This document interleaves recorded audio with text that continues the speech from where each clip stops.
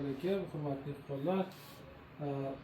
15 yillik tajribaga suyanib bitta narsalarni aytib ketmoqchiman, girbesit emasda. Shunaqa holatlar bo'ladi, girbesit Germaniyaniki kisello bo'ladi. Bundan muammo bo'lmagan, bo'lmaydi ham, faqat to'lka kurmak qiladi. Keyin bittasi aytaman, ris baraka degan narsa. O'zbekistonda meni bilishim bo'yicha 3 ta shunaqa olib keladigan brendlar bor, nomli brendlar. Bular birinchisi Qorasuvda ko'chib kelgan Ahmad akaniki, Ahmad hozirni brendi bo'ladi. Baraka mana juda ham ko'p korobkalar bilan. Bular ishonchli, o'zagi bilan uradigan dorilar sabab uzoq ishlash kerak-da. Mana Bentleyni mana turli do'konimda turibman o'zim.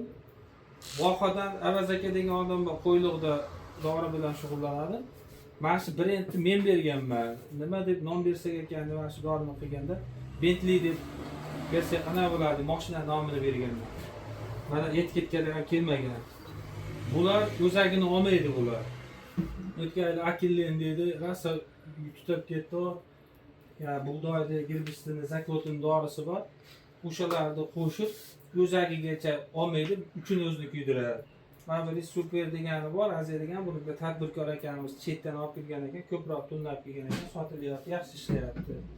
Men demoqchi bo'lganim, brendi bor narsalar, mana barakani ishlatsa bo'ladi. Mana например, mana Gold ham Andijonning Muzaffar aka degan odam olib bergan. Bular uzoq ishlash kerak, yaxshi narsa olib beradi.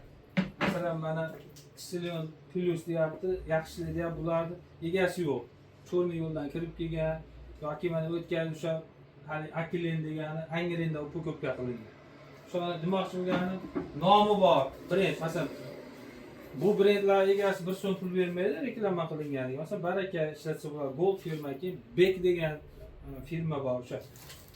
Monopoliyachilar bor. O'zlari Xitoydan pul olib keladi. Shulardan sepishlarni tavsiya qilaman. Doriga, sholiga 18 kunligigacha dori bermasdan turib, liboy dorini sepsalar, xudo xolasa 100% ishlaydi, ishlab kelgan.